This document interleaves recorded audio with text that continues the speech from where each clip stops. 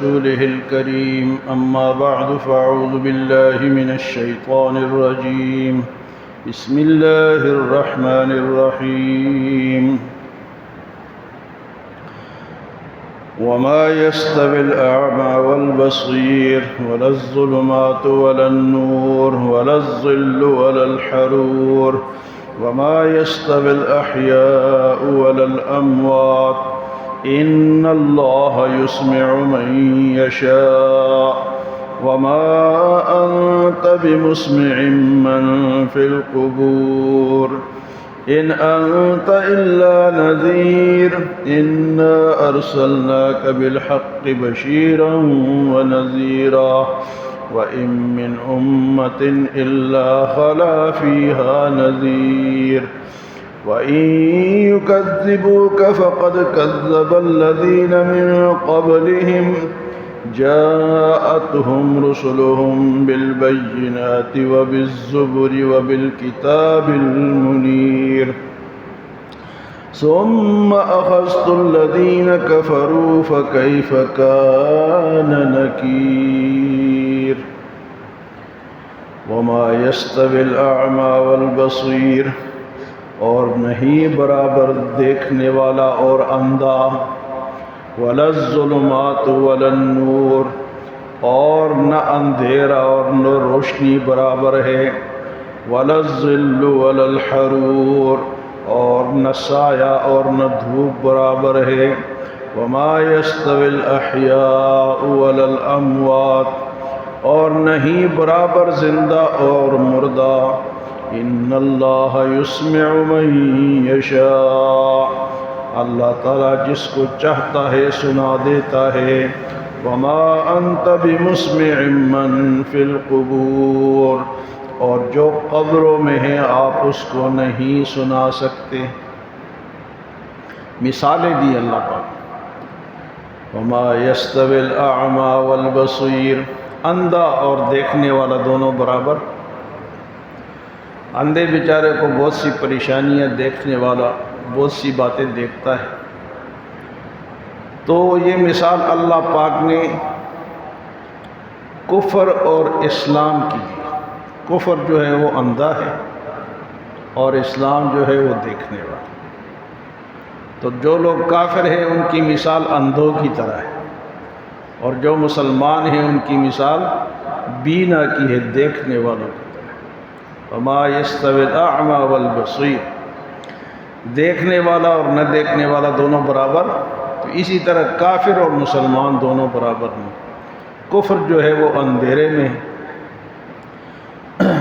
وہ اندھا ہے اور اسلام جو ہے وہ دیکھنے تو مسلمانوں کی مثال دیکھ کیونکہ اللہ کی پہچان جو ہے نا ایک تو عقل سے بھی ہوتی ہے اللہ کی وحی سے بھی ہوتی ہے اور دیکھنے سے بھی ہوتی ہے ہم جب جاتے ہیں نا جی بہت بڑا پہاڑ آ گیا پانی آ گیا سمندر آ گئے دریا آ گئے تو ہم دیکھتے ہیں تو کس کی پہچان ہوتی ہے اللہ کی پہچان تو یہ دیکھنے والا ہے مسلمان اپنے رب کو ان چیزوں سے پہچانتا ہے دیکھ کر پہچانتا ہے اور کافر دیکھتے ہوئے بھی وہ ایمان نہیں لاتا وہ پھر بھی کافر ہے فرمایا وما يستوي الأعمى والبصير اور اندھا اور دیکھنے والا دونوں برابر نہیں ولا الظلمات ولا النور اور اندھیرا اور روشنی دونوں یہ بھی یہی مثال ہے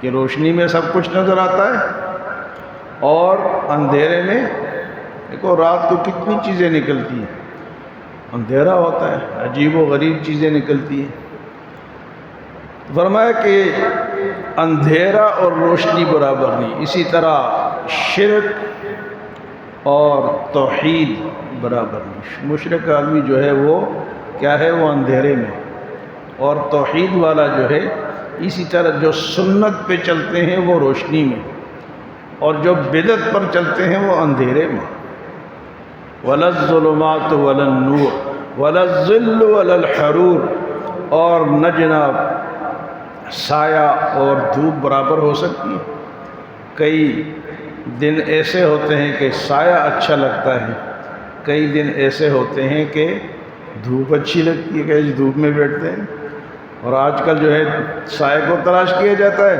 اور سردیوں میں پھر کس کو تلاش کیا جاتا ہے جناب؟ دھوپ کو تلاش کیا، دونوں برابر۔ تو یہی مثال ہے کہ سایہ جو ہے وہ اس کی اپنی خاصیت ہے اور گرمی کی اپنی خاصیت ہے، فرمایا دونوں برابر۔ وَلَا الظِّلُّ وَلَا الْحَرُورُ، سایہ بھی اللہ کی نعمت ہے اور دھوپ بھی اللہ کی نعمت ہے۔ اگر دھوپ بالکل نہ ہونا جی، یہ انگلینڈ کے اکثر جو لوگ ہیں یہ ہڈیوں کے مریض ہوتے ہیں، ان کو دھوپ نہیں لگتی ہے، تو اس لیے جسم کو دھوپ کی بھی ضرورت ہے، گرمیوں میں بھی ضرورت ہے، تو دھوپ سے ڈرنا نہیں چاہیے۔ اور جی گرمی ہے جی دھوپ ہے، بھئی اللہ کی نعمت بھی ہے، ہر چیز کے فصل کے پکنے میں، اور جناب انسان کے لیے فائدہ ہے، ہر چیز کے لیے دھوپ میں بھی فائدہ ہے۔ دھوپ نہ ہو تو سایہ ہی سایہ ہو تو انسان بیمار رہے ہمیشہ، اور اسی طرح سایہ جو ہے وہ بھی اللہ اسی لیے کہتے ہیں کہ جہاں سایہ دار جگہ ہو، بیٹھنے کی جگہ ہو، آرام کرنے کی، جو ہمارے علاقوں میں دیہاتوں میں راستوں میں درخت لگے ہوتے ہیں، مثلا 1-2 میل آپ نے سفر کیا، پھر ایک درخت آیا، اس کے نیچے لوگ تھوڑی دیر بیٹھ کے پھر آگے چلتے ہیں، تو فرمایا کہ سایہ دار جگہ میں بول براز نہ کرو، پیشاب نہ کرو، اس کو گندا نہ کرو، لوگ آئیں گے تو تمہیں بد دعائیں دیں گے، گالیاں دیں گے۔ اسی طرح سایہ دار جگہ جو ہے اس کی حفاظت کرو، اس کو پاک صاف رکھو۔ اس کے بعد اللہ پاک فرماتے ہیں وَمَا يَسْتَوِي الْأَحْيَاءُ وَلَا الْأَمْوَاتُ، اور اسی طرح زندہ اور مردہ بھی برابر نہیں۔ زندہ جو ہے وہ عمل کرتا ہے، نیکیاں کرتا ہے، اچھے کام کرتا ہے، برے بھی کرتا ہے، اور مردہ جو ہے اس کے اعمال کا وقت ختم ہو جاتا ہے۔ ہمارے جتنے بھی مردے اس دنیا سے گئے ہیں وہ ایک مرتبہ سبحان اللہ نہیں کہہ سکتے کہ ان کے ثواب میں اضافہ ہو۔ ثواب میں اضافے کا وقت زندگی ہے، جب تک ہم زندہ ہیں ہم جو نیکی کر سکتے ہیں کر ڈالیں۔ جب مر گئے، ہاں 2 انسان ایسے ہیں کہ مرنے کے بعد بھی ان کو ثواب ملتا رہتا ہے۔ ایک ہے شہید، جس طرح یہ اسماعیل ہانیہ شہید ہو گیا فلسطین کا، ان کو ثواب ملتا رہتا ہے، کیونکہ یہ ان کی مثال زندوں کی طرح ہے۔ اور ایک وہ شخص جو کہ ملک کی سرحد کی حفاظت کرتا ہے، سرحدات کی، سرحدیں 2 ہوتی ہیں، مثلا ایک تو ہماری جغرافیائی سرحد ہے جس پہ ہماری فوج کھڑی رہتی ہے، لیکن اصل جو جغرافیہ کی سرحد کی جو حفاظت کرتا ہے وہ مجاہد ہوتا ہے۔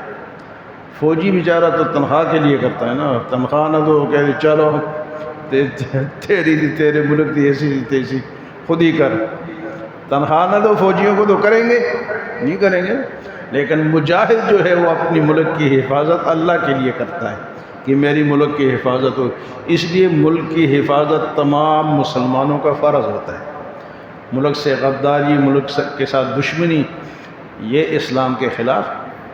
بھئی یہ ہمارا ملک مثلا پاکستان ہے، تو ہم یہاں نماز پڑھتے ہیں، آرام سے رہتے ہیں، کھاتے ہیں، پیتے ہیں، تعلیم حاصل کرتے ہیں، اسپتال میں جاتے ہیں، تو ہمیں کتنے فائدے ہیں۔ اگر ملک نہ ہو، آپ لوگوں میں سے کوئی گئے سعودی عرب کام کے لیے آج عمرے کے لیے، آپ میں سے کوئی گئے؟ ہاں جی، آپ میں سے کوئی گئے سعودی عرب کام کے لیے؟ اسلامی ملک ہے نا، لیکن وہاں آپ مسلمان ہو کہ بھی اتنی آپ کی رسپیکٹ نہیں ہے جتنی پاکستان میں۔ یہاں آپ کے پاس شناختی کارڈ ہے، اب کراچی جائیں، پشاور جائیں، لاہور جائیں، وہاں آپ نہیں جا سکتے، اس لیے ملک کی بڑی اہمیت ہوتی ہے۔ وہاں کہتے جی یہ تو دوسرے ملک کا آدمی ہے، یہ بتاؤ تم مدینے سے مکے آئے ہو، تمہارے پاس کیا ثبوت ہے؟ یا تم مدینے سے ریاض گئے تو تمہارے پاس، یہاں سے ہم اسلام آباد جائیں کوئی ثبوت نہیں مانگتا، لاہور جائیں کوئی ثبوت۔ تو ملک کی حفاظت ہر مسلمان کا فرض ہے۔ تو اس کی 2 سرحدیں ہوتی ہیں، ایک جغرافیائی سرحد ہے، اس کی حفاظت بھی ضروری ہے، اور ایک نظریاتی سرحد۔ نظریاتی سرحد کسے کہتے ہیں؟ کہ ہمارے دین کی حفاظت ہو، دین کے اندر جو لوگ شکوک و شبہات پیدا کرتے ہیں ان کا جواب دینا۔ علماء جس طرح کرتے ہیں، یہ علماء جو لگے رہتے ہیں لوگوں کا عقیدہ ٹھیک کرتے ہیں، نظریات ٹھیک کرتے ہیں، کفر کو جوابات دیتے ہیں، شیعوں کو جواب دیتے ہیں، مرزائیوں کو دیتے ہیں، یہودیوں کو دیتے ہیں، ہندوؤں کو دیتے ہیں، سکھوں کو دیتے ہیں، یہ نظریاتی سرحد ہے۔ تو اس کی حفاظت بھی جو کرے گا اور اس پہ مرے گا وہ بھی شہید کا درجہ۔ اس کو مرابط کہتے ہیں، مرابط، یا ایھا الذین آمنوا اصبروا وصابروا ورابطوا، اپنے ملک کے سرحدوں کی حفاظت کرو۔ تو مرابط حدیث میں آتا ہے کہ دو بھائی مر گئے، ایک شہید ہو گیا، ایک اپنے ملک کی سرحد کی حفاظت کر رہا تھا کہ وہ فوت ہو گیا، اپنے طبعی موت فوت ہو گیا۔ تو صحابہ نے دعا کی اللہ اس کو بھی اپنی شہید بھائی کے ساتھ ملا دے، وہ بخشا جائے۔ تو حضور صلی اللہ علیہ وسلم نے ارشاد فرمایا کہ یہ بھی شہید ہے، یہ ملک کی سرحد کی حفاظت کر رہا تھا۔ تو مرابط جو ہے، جو سرحد کی حفاظت کرتا ہے، اس کو بھی اگر وہ اپنے گھر میں فوت ہو جائے لیکن اس کو درجہ کون سا ملتا ہے؟ اس لیے دین کی سرحد کی حفاظت کرنا اور اس میں فوت ہو جانا گویا کہ شہید کی موت ہے۔ یہ جو دین ہے اس میں کتنے رخنے لوگ ڈالتے ہیں، اللہ کے ماننے پہ شکوک و شبہات، پیغمبر کے ماننے پہ شکوک و شبہات، توحید پہ شکوک و شبہات، سنت پہ شکوک و، یہ سب کے جوابات کون دیتا ہے؟ کوئی کتابیں لکھتا ہے، کوئی تقریر کر کے، کوئی مناظرہ کر کے لوگوں کو مطمئن کرتے ہوئے یہ جو لوگ کر رہے ہیں یہ غلط ہے، یہ کیا ہے؟ تو یہاں آج اس کا وَمَا يَسْتَوِي الْأَحْيَاءُ وَلَا الْأَمْوَاتُ، اور نہ زندہ اور نہ مردہ برابر ہو سکتے ہیں۔ إِنَّ اللَّهَ يُسْمِعُ مَن يَشَاءُ، اللہ جسے چاہتا ہے اپنی بات سنا دیتا ہے۔ وَمَا أَنْتَ بِمُسْمِعٍ مَّن فِي الْقُبُورِ، اور اے پیغمبر جو قبروں میں ہے آپ اس کو نہیں سنا سکتے۔ لوگ کہتے ہیں یہ مردے سنتے ہیں یا نہیں سنتے؟ بھئی اگر سنتے بھی ہے تو پیچھے ہم سن چکے ہیں کہ وَلَوْ سَمِعُوا مَا اسْتَجَابُوا لَكُمْ، اگر سن بھی لے تو تمہیں جواب نہیں دے سکتے۔ آج تک کسی مردے نے ہمیں جواب دیے جی؟ ہمارے رشتہ دار میں سے کسی کے قبر کے پاس جائے نا، اسے کہے بھائی صاحب کیا حال ہے، تو جواب دے گا؟ نہیں دے گا۔ اگر سنتے بھی ہیں، یہ بھی ایک ہے کہ مردے سنتے بھی ہیں، ایسی بھی، کیونکہ جتنے بھی نبی ہیں وہ اپنے قبروں میں زندہ ہیں۔ جس طرح حضور صلی اللہ علیہ وسلم کے لیے آتا ہے کہ جب کوئی حج کے لیے جائے، مدینہ جائے، وہاں درود شریف پڑھے تو وہاں حضور خود سنتے ہیں، اور یہاں سے جب ہم درود پڑھیں تو وہ فرشتے لے کر جاتے ہیں، ہمارا نام لیتے کہ فلاں ابن فلاں ابن فلاں، اور وہاں جب جا کے پڑھتے ہیں تو حضور صلی اللہ علیہ وسلم خود سنتے ہیں۔ تو اس میں اختلاف بھی ہے کہ کوئی کہتے جی بالکل نہیں سنتے، اور قرآن حدیث میں اس کا بھی ذکر ہے کہ سنتے ہیں۔